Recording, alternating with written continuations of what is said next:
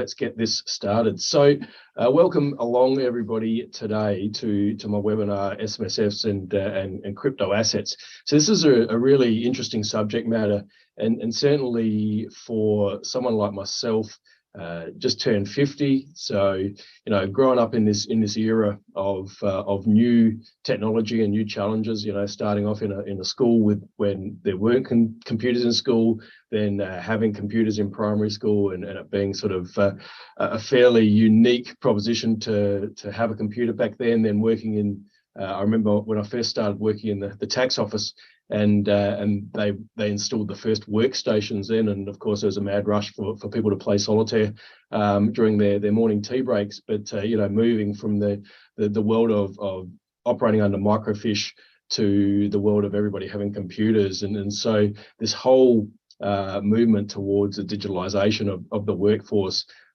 obviously inevitably was always going to lead down a path of investments being more sort of digitally based as well. So this whole concept of crypto assets for me is really an intriguing one, and doing research for this webinar and other sessions that I've done on these assets has really sort of led me down a path as to where these investments might be heading, more so about where they currently are. So what I want to talk to you about today is most definitely to cover off on a number of the key issues and the key digital investments that we hear about and see in the SMSF environment at the moment.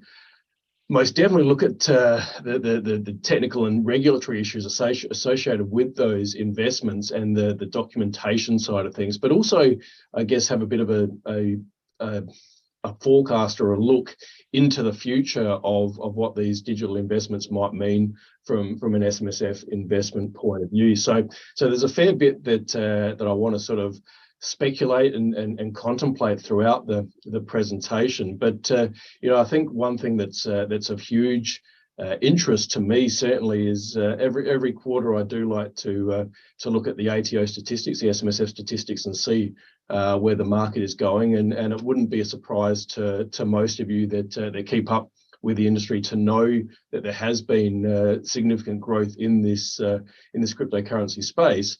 I guess what surprised me was how much growth there'd been. So if we look at, and again, probably from when they started recording statistics about cryptocurrencies back in March 2021, from that report through to the most recent report in June 2022 from the ATO, the growth of cryptocurrency investments in self-managed superannuation funds was over $1 billion. Now, we might say, well, that could be meaningless in the sense that we see how there's a fair bit of fluctuation in the crypto marketplace. But if we also consider that in the same time that Bitcoin, which is clearly for most of us our go-to cryptocurrency when trying to recognize or understand what a cryptocurrency is, Bitcoin's value dropped by 60% over that time. So the fact that the valuations dropped significantly over a same period of time, where a lot of funds were A, being established, and then B, being established and then holding crypto investments, means that it's somewhere that as an industry we certainly have to do like myself, and that is spend a lot of time undertaking our own research on these matters, so that we have comfort, because we are most likely that we cannot advise on these sorts of things, but we have to be able to at least have the compliance and regulatory conversation with our clients that are considering investing in this space. So a question that's come through already: could you please advise where on the ATO website you can see the quarterly statistics? Is there a QC code? We've got me there on the QC code, but if you go to the ATO homepage, under the superannuation tag, you then will come to the drop-down boxes under SMSFs. There is effectively a thing down the bottom called SMSFs in review or in detail, and under the in detail it has the quarterly and annual statistics. But what I'll do is I will provide the QC code to that page when I send out the CPD certificates. But yeah, if you go to the SMSF page from the home page, and it goes down the left-hand side, it lists a whole lot of options that you can review, and down the bottom is in detail, and they provide all the quarterly statistics there, and then you've just got to click on a number of links. So I did find the statistical side of things really not confronting as such, but really as an eye-opener, and it certainly elevated my desire to continue to look through this part of the industry and see what it might actually mean from an ongoing SMSF investment point of view. So what I also want to talk about today is, under that concept of emerging SMSF investments, is I want to talk about non-fungible tokens. And so this is an area where, if many of us are getting to the place where perhaps I'm starting to get to, which is having a far greater appreciation or understanding of cryptocurrencies themselves, it's the next level of investments and what non-fungible tokens mean from a self-managed super fund point of view. So we'll get there. We'll start to delve into that as the presentation progresses. But yeah, it's really, for me, a really interesting space. And as I said, being 50, I've watched a lot of technology, the advent of a lot of technological advancements, and in many of them, it's taken me a little while to come to the party. Some of them I'm probably still not quite at. There's a whole heap of digitalized things that I deal with my son. I've got a 19-year-old son, and trying to have an appreciation for everything that he can do versus everything that I can do is quite a big gap. But what I will say in that, and by referencing my son in the presentation, is that cryptocurrency, he turned 18, and when he turned 18, he said, "Dad, I want to start making some investments of my own." And I said, "Well, that's a great thing for you to do, to learn a little bit about how investments work." I said, "What are you going to invest in?" He said, "I'm going to invest in cryptocurrency." I said, "Well, that's probably not the first one to start with, but if you can get a good appreciation for how cryptocurrency works, then perhaps you can you get an appreciation for the stock market and how shares in that work as well." And so, look, he did. He set himself up a little crypto wallet on one of the various exchanges. I think he invested the grand sum of $5.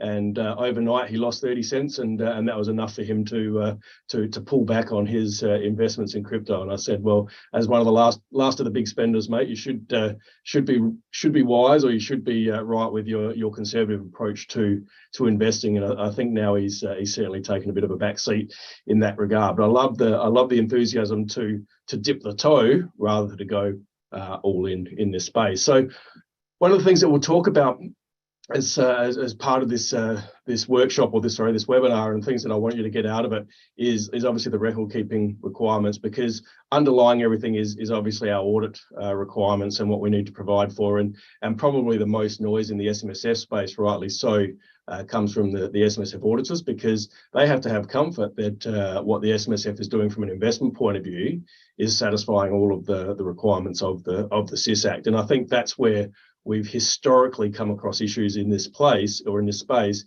is areas around separation of assets and related party acquisitions. And I'll touch on a number of those as we go through the presentation. I do want to spend a bit of time, and so I'll get to the point of working out whether or not NFTs are appropriate as an SMSF investment, both now and crystal balling into the future, see where we get to from there, and also identifying different ways an SMSF can hold crypto assets. So I think, again, as we've progressed from, let's say, a decade ago when crypto was exceptionally new and none of us really had a great enough or a solid enough appreciation for what self-managed super funds do or can do from an investment point of view, to now where there are multiple ways that we can look at holding these sorts of investments. I think, again, that then forms part of the conversation, because some of these things fit into the advice piece, whereas some will still sit well outside the advice piece in a fairly unregulated environment, and we need to take care to ensure that our clients are doing the right thing with regards to their investments. So what I wanted to touch on firstly is I guess some of the for me, easing the way through the common investments, or the common digital style investments that we might see, and see where they might progress to with regards to the concept of furthering digital investments in the SMSF space, or crypto investments as such. And so if we touch on one of the oldest available investments that a self-managed super fund has had, we touch on gold, and obviously gold, being a commodity, gives us a little bit of an insight into certain things, such as the capacity for self-managed super funds to hold cryptocurrencies, because cryptocurrency themselves are not, they're not a share, they're not currency, as I'll talk about as well. So, there's far greater emphasis on legislation around the world on defining cryptocurrencies as a commodity. So if we're then linking it up to other commodity-based style investments such as gold, then we get to I guess, contemplate the way that gold is held inside self-managed superannuation funds and see whether or not we can attribute gold to the way cryptocurrency is held. Now, let me be very clear: I'm not comparing gold and cryptocurrency from an actual investment point of view, because one is a physical asset that we can actually hold, and the other is 100% a digital investment that we can't hold, because it's ultimately the process or the coming together of various mindsets as to how to operate in a decentralized world without regulation as such, which was, I guess, the concept that came about in around 2008, 2009, when Bitcoin was first sort of introduced to the world. So I'm not comparing gold and cryptocurrency as an investment, but what I am ultimately trying to identify is that from a digitalization of the SMSF world, gold is a classic example of showing us how far we've come with regards to how to hold gold. And the idea of digital gold, which is a phrase that you can look up online and find, is that it's really about a depository solution. So we know historically that self-managed super funds that have invested in gold have had and still have the capacity to hold gold bars, and how they store those bars, where they store those bars, all the things associated with that gold investment, ultimately hasn't changed over the journey of self-managed super funds investing in it, but it has its risks associated with it. The concept of storing gold in a safe at home, or somewhere else that's not in a gold depository is clearly has its risks associated with it. But that's our early style of gold investments. Of course, by extension of that, gold jewelry, which of course then fits under the collectibles and personal use assets. Another bit of a segue into where we'll head and talk about with regards to our non-fungible tokens. But gold jewelry is another investment that certainly had popular beginnings right up until probably 2016, or we could go back to 2011, but where SMSF rules around collectible and personal use assets became more restrictive.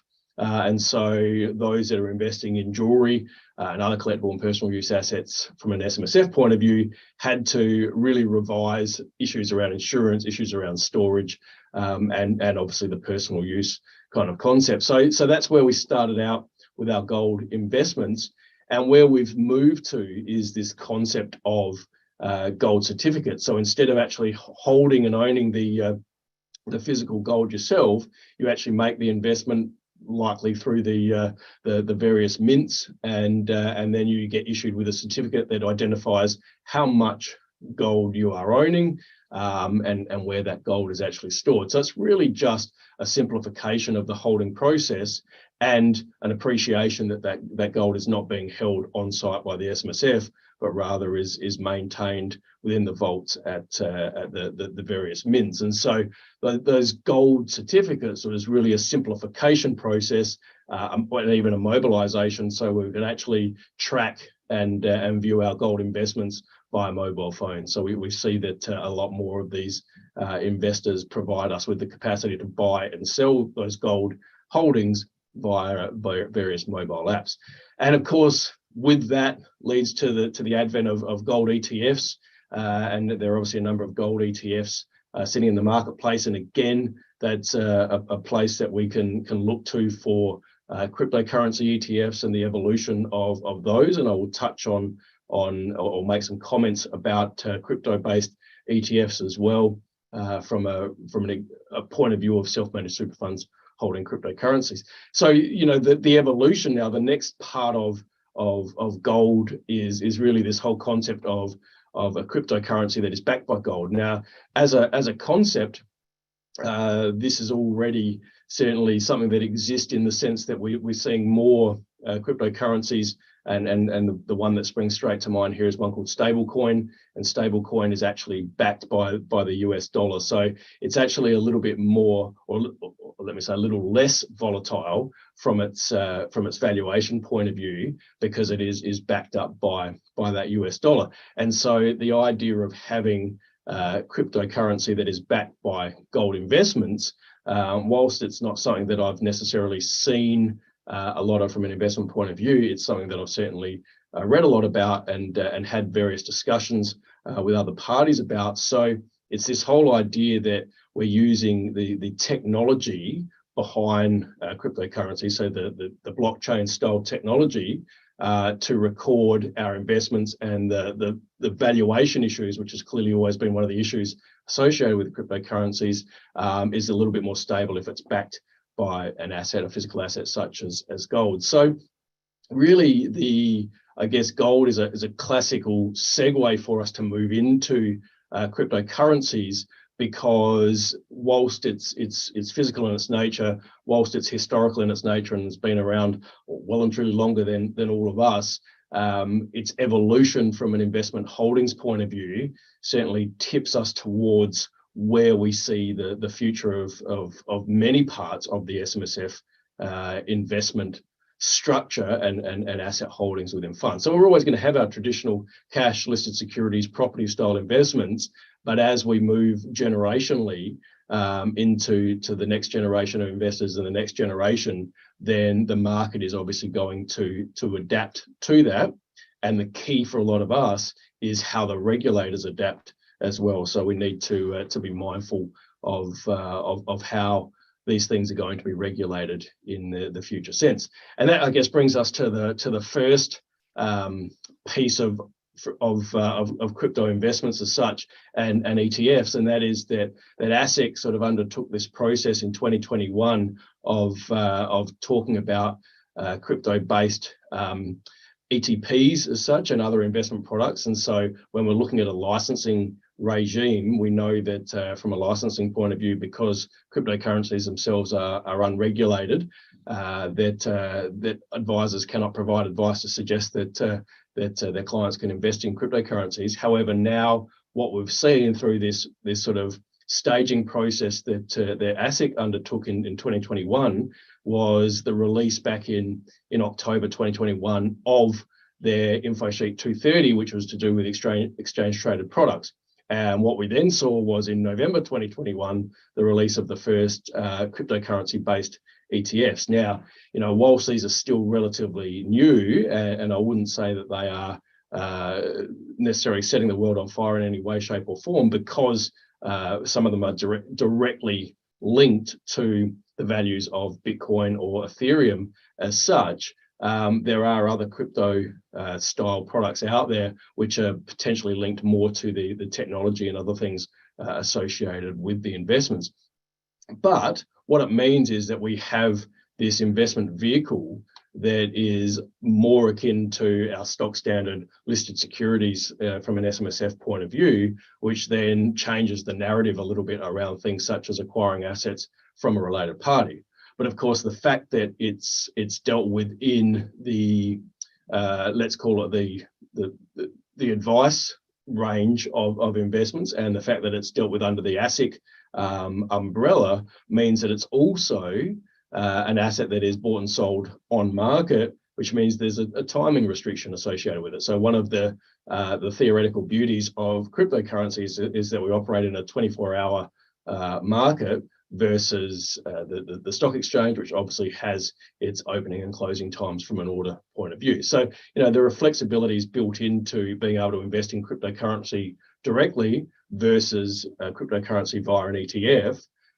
But, for those that are genuinely wanting to be engaged in this space, then it's at least an avenue for them to look at under a more traditional style of investment that they might actually be used to. So we've seen some movement there, and you've got to sort of, I think you've got to give credit to ASIC and to the tax office in this instance with the work that they're trying to do in this space. I think it's very difficult for either to do a lot of work without the underlying or supporting regulation. And I'll touch on the federal budget in a moment, and an announcement that was made as part of the budget. And so, you know, the tax office will apply definitions based on their interpretation of things as they currently exist. And when there's very little legislation from particularly a taxation point of view, and in our instance, a CIS regulatory point of view, it really does make the compliance side of things pretty difficult with regards to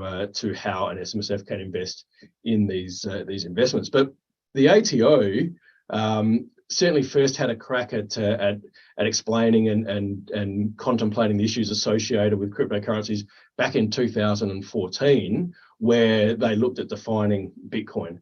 And again, they were using Bitcoin because Bitcoin was pretty much it back in 2014. And so that's kind of like referencing Bitcoin when you're talking about cryptocurrency is like saying, well, if we're talking about shares, let's just talk about BHP, or let's just talk about Telstra. It's certainly a collective of many different investments that we need to drill down into. But the ATO's starting point was certainly Bitcoin in 2014.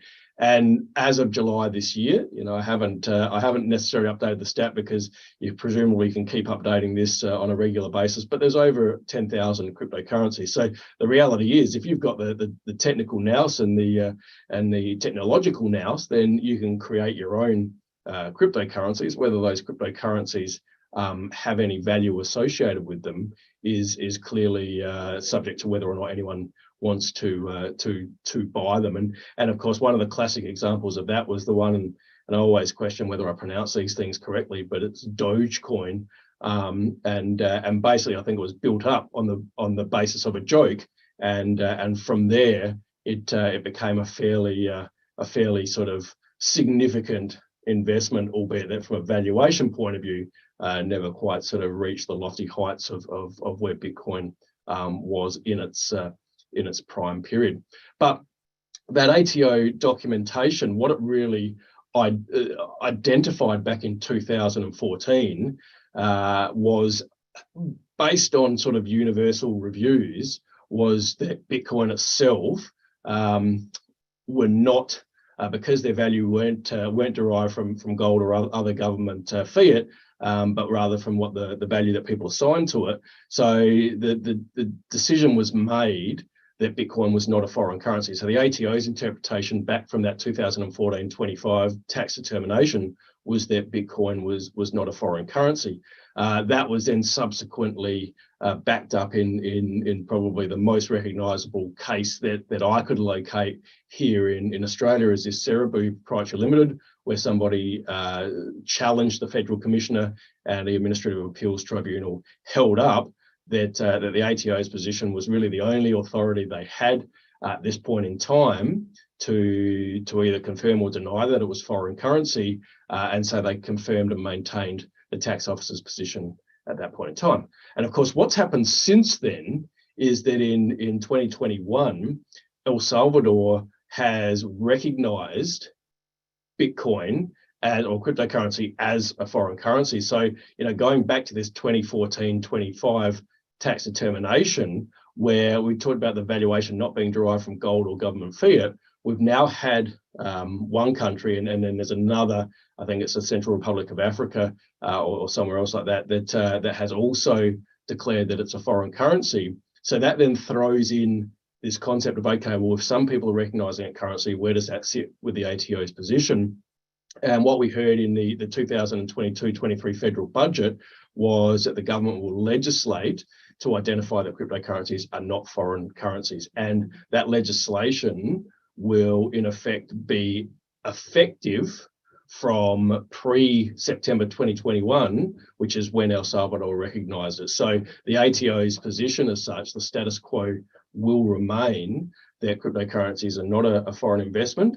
And so that sort of gives us some certainty from an SMSF investment point of view that 2014/26 still applies. And what TD 2014-26 identified was that if you are using Bitcoin for personal use and there's a valuation or a certain level of valuation that you can effectively apply a personal use approach to, that in all other circumstances, Bitcoin is a CGT asset. But from an SMSF point of view, it basically means that you're only investing in cryptocurrency as a profit-making exercise, and so as such, it is always going to be treated as a CGT asset. So that is the position as of now, is that all cryptocurrency investments from an SMSF point of view are not classified as personal use assets as such. They are therefore CGT assets. So any movement within the various crypto exchanges that somebody might invest via are going to be CGT events. And so that obviously has ramifications as we start to talk about things such as non-fungible tokens, because to acquire a non-fungible token, and I said I won't get too far ahead of myself here, but to acquire a non-fungible token, the marketplaces that allow you to purchase them require you to purchase them via the use of cryptocurrency. And so therefore, you're actually having to acquire the crypto first, then sell that crypto, so creating a CGT event, to then acquire the non-fungible token. So, there's a lot of taxation issues associated with trading in cryptocurrencies from an SMSF point of view, because every transaction you undertake is going to potentially have CGT ramifications. So if you're taking a buy and hold approach, then that's not such a big issue. But if you are taking a buy and trade and swap currencies or get into NFTs, then you're going to have a lot more taxation transactions occurring through the year, and you need to then be able to track that information suitably from a funds taxation point of view. So again, a lot of this you uncover from doing your various researches in this place, and I think that ATO and ASIC have provided some really good documentation in regards to this. I highlight a couple of the valuable resources, and going back to our earlier question, I provided the QC codes for them. So crypto investment or crypto asset investments, and then more specifically SMSF's investing in cryptocurrency, two certainly valuable documents. I'm also say valuable, they provide us with certain information, but I think because, again, we come back and look at the regulatory side of things and how the regulatory side of things hasn't necessarily caught up with the practical side of things, the ATO can only give so much information. That information is largely based on providing appropriate holding confirmations, appropriate valuations, tracking taxation, all the sorts of normal standard commentary that you'd expect from the ATO. But it is, as I said, it's a step in progress, and hopefully it's a step in progress that we continue to see at hopefully a far more rapid rate as we move forward. Because one of the things that I've certainly noted upon in dealing in this space and starting to do my own research is that when I started doing some research on the concept of say non-fungible tokens, let's say the middle of the year, well, in the 3 to 4 months that have followed since then, you see different sorts of commentaries coming up that really changes my opinion on the way that different investments can be held. So the advancements in blockchain technology and what people are using these investments for is certainly one that has been fairly significant just over that few months.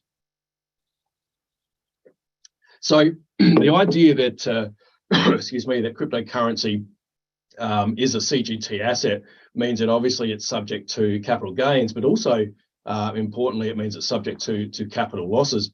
And one of the issues that many of us would be aware of is that there's all these horror stories out there, and there's plenty of horror stories on most sort of investment types, but certainly there's a deluge of stories around people that lose their crypto holding because they might have had it stored on a cold wallet. And I'll talk about hot and cold wallets a little bit later, but they might have stored it on a cold wallet, so something subject similar to a USB, and then they've lost that USB, and by losing that USB, they've effectively lost their crypto investment. Similarly, if they have forgotten their private password, effectively their private key to their crypto investment, then it's not like when you get logged out of your computer and it says, you're logged out for 10 minutes and then re-enter a new password, once you're locked out of the private key, you're locked out forever. And so therefore, you may have put all this money into crypto from an investment point of view, but without that key, you don't have access to it. So it's ultimately lost. And if you lose that key or your information is stolen, then you can ultimately claim that as a capital loss from a taxation point of view. But the ATO, and again, it's on those review sheets that I highlighted on the previous slide, but also backed up in the ATO private binding ruling that I've got the number for there, that it talks about that you've got to be able to provide evidence that you acquired the key to start with and that you no longer have it. You need to be able to provide information about your wallet address, the original cost base, the amount of cryptocurrency in your wallet at the time of the loss, prove that the self-managed super fund controlled the wallet. And again, that can be a little bit more difficult if the cryptocurrency was bought, say, 10 years ago, where none of the exchanges were recognizing self-managed super fund investments. So the proof of control is clearly going to be a key issue. So really that entire ownership side of things. So if you want to claim the loss, you've got to be able to show that, one, the super fund held the investment, the investment was definitely in the name of the fund, and you haven't just misplaced it, that it is entirely lost, and then you can claim the capital loss. So this is a key area that then comes down to the capacity to keep records and provide that information if need be, if you want to be able to claim the loss inside the superannuation fund. So the CGT is certainly a key issue with regards to cryptocurrencies and dealing with it. And that CGT, as I alluded to before, is a critical thing to understand as we move into the concept of non-fungible tokens. And so on non-fungible tokens, or more commonly known now as NFTs, are a really interesting of blockchain-based investments. And so these certainly came about and really came to the fore in about 2018. And we've seen a number of different, classical, or not classical is not really the right word here, but we've seen some really large examples of what an NFT might look like, and the extremes that some people will go to own them and therefore place certain value on them. But what I want to talk about is really what it means from an SMSF point of view. Now, I've held on that holding slide for a little bit there, because that blurry image, which probably doesn't represent the true image in the appropriate format, is a piece of artwork, an NFT by an artist called Beeple, which sold for $69 million. So that in itself sparked a lot of interest for people to hear that there is some value, or there is some opportunity to buy and sell digital art, and I use that in bunny ears there purposely, because what it has done is it's taken us down this path of trying to determine what is a non-fungible token from an SMSF point of view. So, how do we define them? Are they collectible and personal use assets? And I'll touch on that in a moment. But again, the whole concept behind an NFT has ultimately started out, and certainly from its beginnings, what it does do, or what it can do, is provide a really, really good marketplace for emerging and existing artists to be able to sell their content, and therefore for that information's ownership to be able to be recorded in a single ledger, that ledger being the blockchain, and therefore proof of ownership is a key issue. But with that key ownership comes a whole heap of other elements to be contemplated, and that is things such as copyright. So in that Beeple example, right, the person that acquired it, they acquired the ownership rights to the smart contract, and I'll talk about smart contracts in a moment as well, but they didn't necessarily acquire the copyright to be able to do whatever they wanted to with that piece of art. So they can't just copy it and distribute it to other people. And so this sort of leads us down this path of, well, what are we actually owning as such? If we're not owning a physical piece of artwork, what are we actually owning. And so the concept of collectibles and personal use assets is one that we need to sort of, I guess, get our heads around, because for most of us, if we take a really simplistic view of what a non-fungible token is we're buying the art, right? We are buying the image. We're buying the image of Jack Dorsey's first ever tweet, which again sold for $2 or $3 million. And most of us will actually scoff at that from a concept, because like you can see, I've downloaded that tweet and I put it on my presentation. I downloaded the Beeple image and I put it into my presentation. And those of us that I guess have a lesser appreciation for the art and the artistry or whatever it might be, will say, well, it really doesn't have any value if we can just all continue to copy and paste it and do whatever we feel like with it because it's available on the World Wide Web. But it's really more about the capacity for artists to become known and to share their information in different ways and to track ownership. So if we come back to this point of the collectible and personal use assets, if we define it that way from an SMSF point of view, then we have to consider whether we can insure it. Now, you know, I certainly in all my research can't give you any evidence of the capacity to insure a non-fungible token. Then you've got the idea of storage. Well, if it's stored on the internet, then, you know, where is it actually physically stored? And that might come down to the contract associated with the NFT, about whether the original artist actually still has the physical asset, if there is a physical asset stored with them. What is our capacity to display the asset? And if we are displaying it, are we then actually leasing the asset, such as to a digital gallery? So it opens up all of these issues.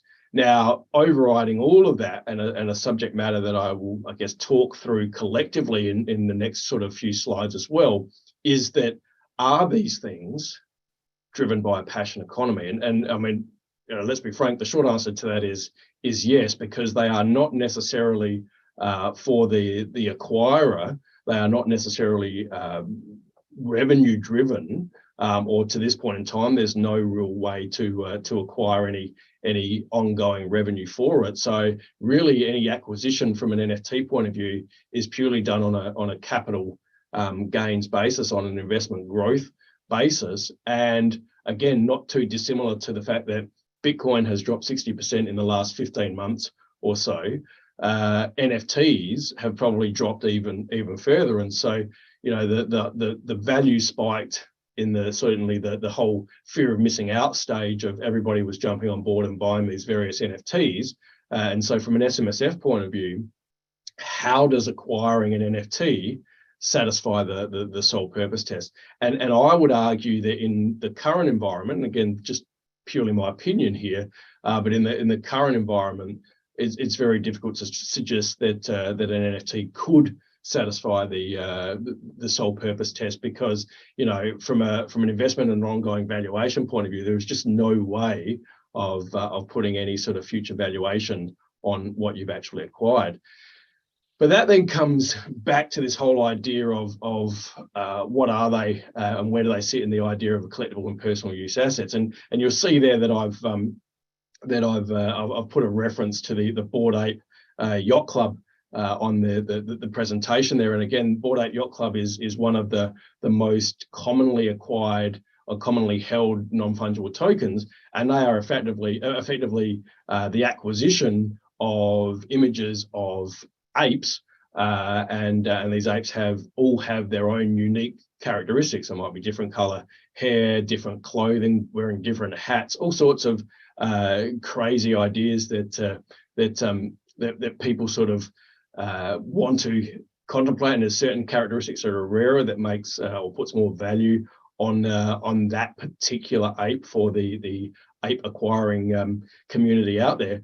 But also, what actually acquisition of a Bored Ape Yacht Club NFT does is it gives you access to a whole heap of other sort of issues, or a whole heap of other sort of benefits. And that's where I come back to the sole purpose test as well, to say, well, if you're acquiring a Bored Ape Yacht Club NFT so that you can get access to exclusive owners only merchandise or owners only access to certain events, then you're actually undertaking the investment to get a current day benefit, as opposed to undertaking the investment from a sole purpose test point of view. So it's this concept, and I've mentioned a couple of times of what's actually in the smart contract, what you're actually acquiring, as to determining whether or not you're going to be in breach of the sole purpose test by undertaking the investment.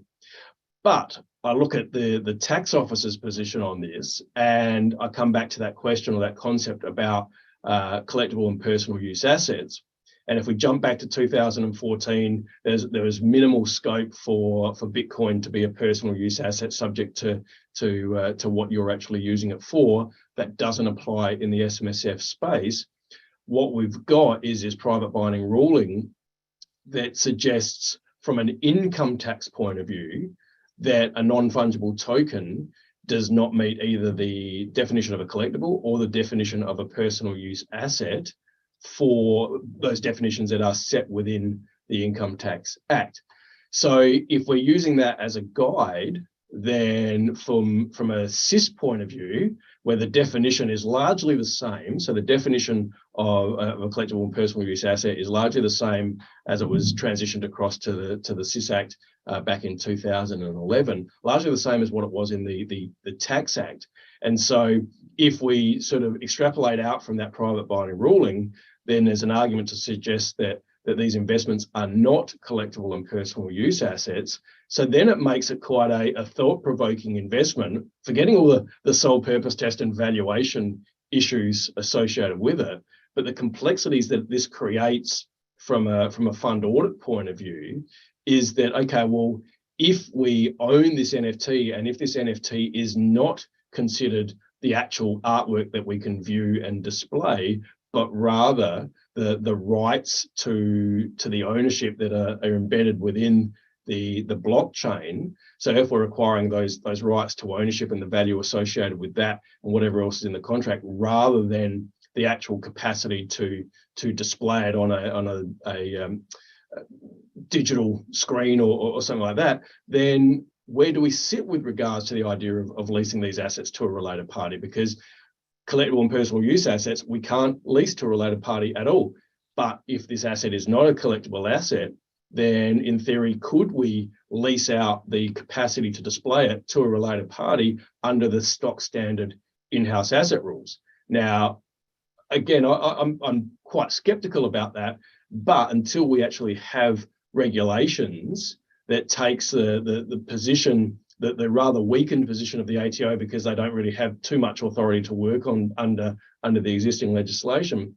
But if we take that position and move it across to the SIS Act, then the whole acquisition of assets from related party, if it's an in-house asset versus a collectible and personal use asset, we still can't acquire, but we can actually lease. And so, there's all these sorts of things that we would need to contemplate as the broader picture. And so I think it certainly has us scratching our heads as to the current status of where self-managed super funds are at in regards to investing in NFTs, because I suspect that if we dig deep into that surge of SMSF investments that's taken place up until June 2022, it wouldn't be too hard to find self-managed super funds that are already investing in NFTs, and we're seeing more and more of the exchanges giving people the capacity to hold NFTs. And so if the exchanges exist to allow for the NFT to be held, then those exchanges allow for self-managed super funds to set up holding accounts,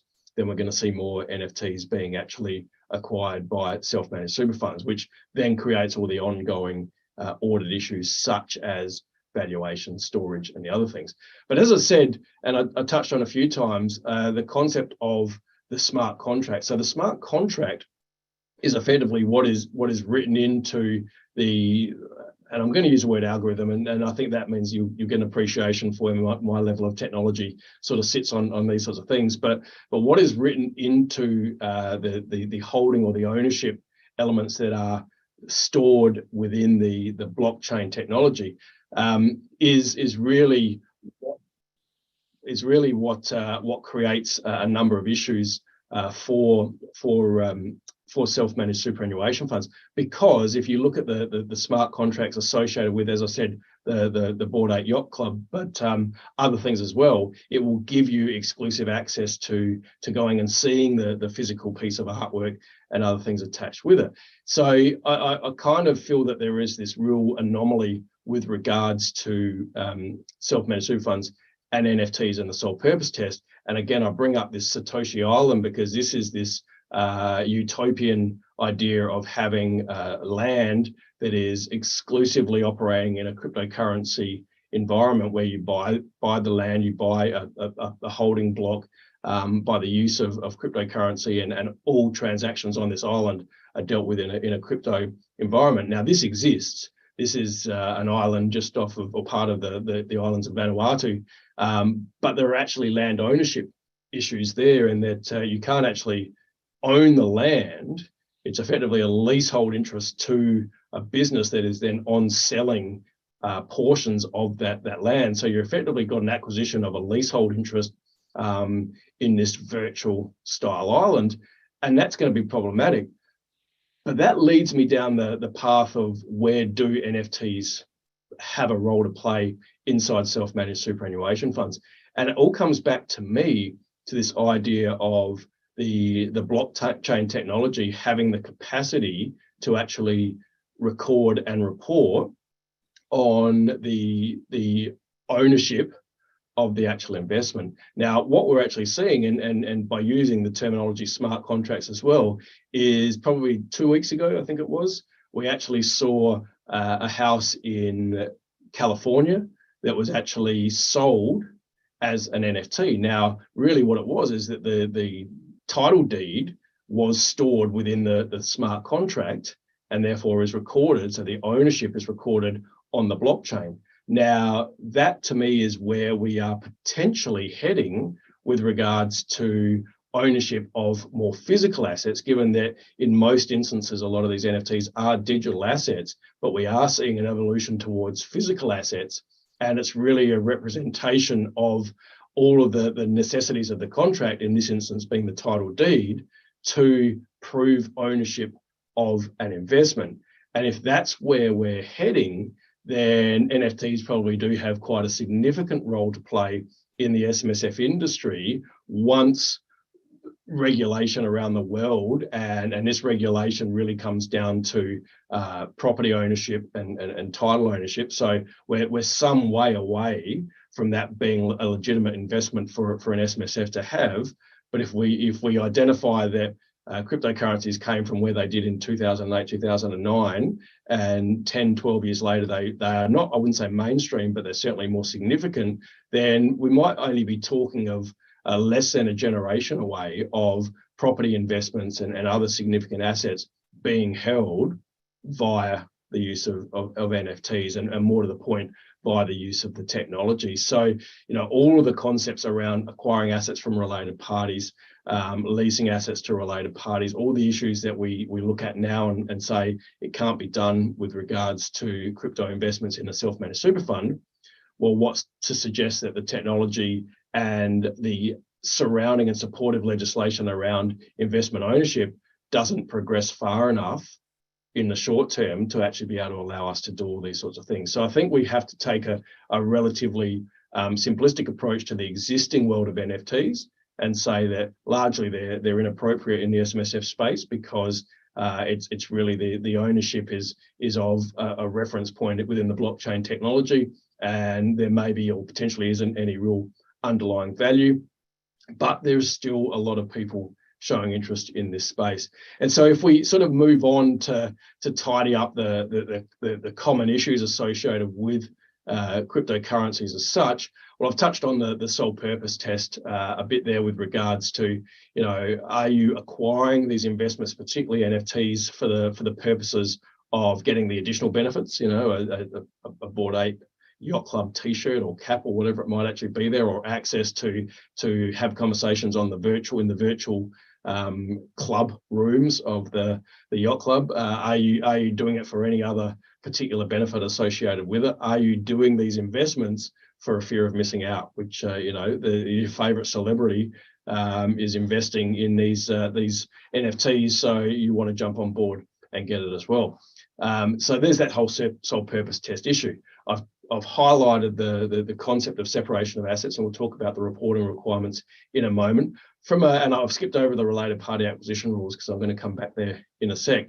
The benefit payment side of things. So what we know is that cryptocurrency is not a foreign currency. So therefore, we can't pay a pension by using cryptocurrency because it's not considered to be cash. Whereas we can do in-specie transfers out as a benefit payment. So, if we've satisfied conditions of release and are looking to do a benefit payment, then we can actually do a benefit payment of a crypto-based investment, understanding that it has CGT implications. If it's a partial commutation from an existing account-based pension, then you've obviously not got such a CGT issue there, but you still have to be mindful that there is a potential taxing event. And the audit issues I'll finish off on in a moment. But if we talk about the concept of acquisition from a related party, then again, what we have to delve into is how that cryptocurrency investment is actually held to determine whether or not we can acquire it from a related party. And if we look at direct exposure, so if we say, okay, well, I've gone out and I've acquired cryptocurrency for my self-managed superannuation fund, well, we know that I can't acquire it from a related party. So it doesn't meet the conditions. It's not a listed security. It's not business real property. And it's not one of the in-house asset exceptions. So from a direct exposure point of view, we don't have that capacity to acquire from a related party. However, if we have acquired personally cryptocurrencies via an ETF, right? Then if it's a listed ETF, which largely they're going to be listed, then it would come under the acquisition of an asset from a related party under the listed securities requirements. So to suggest sort of a broad brush approach that crypto investments cannot be acquired from a related party is incorrect, because it's going to come down to how that investment is actually held to determine whether or not we can acquire it. As I said, there's not a lot of crypto-based ETFs in the marketplace, and there's different types of ETFs. So as I said, you get crypto or you get ETFs that are effectively just an investment in Bitcoin or Ethereum as such, but then you actually get other sort of technology-driven ETFs in the marketplace in that as well. But if it is an ETF, then it would satisfy the capacity to be acquired from a related party. And then if we look a little bit left of centre with regards to, or left or right, doesn't matter which way you want to look with regards to where this investment might sit. But if we look at a 1322C unit trust, for example, and by all means, I'm not addressing this from a preferable way to hold these investments, but more, these are the questions that get posed, so we need to address them up front. But if we're looking at investing via a 1322C trust, and something like that has often been popular from a property investment point of view, because it gives us capacity to unitize the property investment and therefore also do transfers between related parties as such, subject to meeting various rules. Well, if we go through those rules and we apply those rules to cryptocurrency, then perhaps there is scope for these to be an investment held via a 1322C trust, and then therefore subject to the ability to acquire the units from a related party. You're not acquiring the cryptocurrency as such, but you're acquiring the units in that trust. And so if we go through the 1322C requirements as I think they impact this type of investment, or no more than 6 members. So the fund invests in the trust, and the fund has no more than 6 members. We're all hopefully going to satisfy that requirement.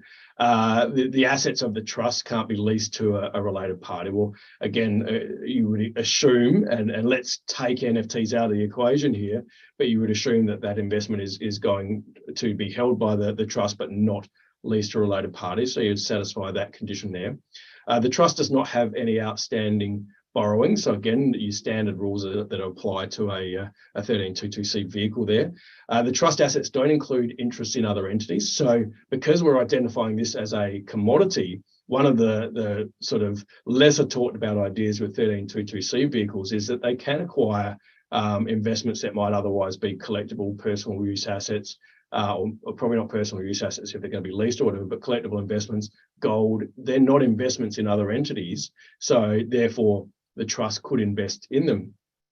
The assets of the trust don't include loans to other entities, and there's no charges over the assets. So this is where I guess crypto investors can potentially become problematic if they were to hold them via a unit trust. And so you get all these concepts such as staking crypto, and it's a term that I'm trying to familiarise myself with on a progressive basis. But in effect, it's where you use your cryptocurrency and you sort of stake it against the blockchain to effectively help legitimize all the transactions up to a particular point. So you can't use your cryptocurrency in that point in time. And so to me, there's a bit of a potential argument, and I think it's somewhat supported by some of the various private binding rulings I've seen about staking with crypto in a personal holding point of view, is that staking is considered to be like a loan. And so I think that would be problematic to do that inside self-managed superannuation funds. You can't conduct a business. So again, if we talk about crypto mining, where people are undertaking mining on a large scale to try and get the rewards of cryptocurrency, well, where does that sit in the definition of a business? And could that be problematic for a fund? I would be, again, steering as clear as possible from those sorts of transactions in the SMSF environment. And then obviously all transactions must be done on an arm's length basis. So I guess really broadly what I'm saying there is that there's nothing to suggest that self-managed super fund couldn't hold an investment in a unit trust where that unit trust's investment includes cryptocurrencies. And if that's the case, then there's possibly the capacity to acquire that from the related party. Look, I've just had a question there. Am I aware of the tax benefits of holding via an Isle of Man protected personal cell, which appears to be a far more effective structure for such investments? James, that is a great question, and my very short answer to that is no, I'm not aware of the tax benefits, but it's something that clearly with a question like that I need to familiarise myself on. So it's not something that I can really make any comment on. So what I want to really just wrap this up and finish with is clearly the audit issues associated with investing in crypto investments, and the key things is how we hold it and the way that we access it. And so generally we have these two keys, our public key and our private key, and the public key is what gives us all access to be able to view transactions on the blockchain. So that's the capacity to see that the information exists and be able to report back that you do actually hold that investment, again via having the correct ownership requirements there. The private key is your capacity to actually transact. Now the issue that I've seen in investigating all of this from an investment point of view is that if you are undertaking an investment via an exchange that lets you hold that cryptocurrency, then that exchange holds that private key. And so you've got to, in the unregulated market that exists in the crypto environment, there is the issue that exchange holding that private key has access to that cryptocurrency. So the issue that I've seen or come across the most here is that whilst in Australia we have a far more security conscious approach to these sorts of exchanges, sometimes you'll see people that talk about the horror stories of transferring their money to an exchange held overseas, and that exchange disappears. And I was reading just a story only yesterday about various sort of let's call it dating scams where people think they're talking to the new love of their life, only to find a little bit later on that they're actually talking to some form of robot, but not a robot in the true sense, but some form of scam that has inquired to them to invest in crypto-based exchanges which don't exist, and their money disappears. So we've got to take security as a key issue with regards to these investments. And again, hot versus cold wallets. The hot wallet is representative of us investing via the exchange, and the exchange gives us access to everything that we need from a valuation point of view for end of year reporting, gives us a capacity to register in Australia as the SMSF as the owner. So the hot wallet is really beneficial. The cold wallet is the security conscious person ensuring that other people don't have access to their cryptocurrency. But in regards to what it means is they have to connect to the internet when they want to transact, and they've got a greater capacity to lose that wallet if they sort of undertake transactions or if they just don't take a secure enough approach to it. And remembering that private key is obviously a key issue. So look, to finish off and really to wrap up all the issues that I've been talking to, if I give you a sort of a 1-minute summary of all the key issues, from an audit point of view, you want to be able to confirm your transactions. So having the appropriate transaction statements to show the acquisition and disposal. So this is where your exchanges are going to be able to provide more transaction history. You still then need to be able to input the taxation information appropriately into the fund, and that's obviously where at the moment, if you're downloading CSV files or something, and you can upload into your accounting software, but it's not as seamless as you would hope. There are some of these exchanges that are starting to work closely with the SMSF service providers in an accounting point of view to have that data fed in.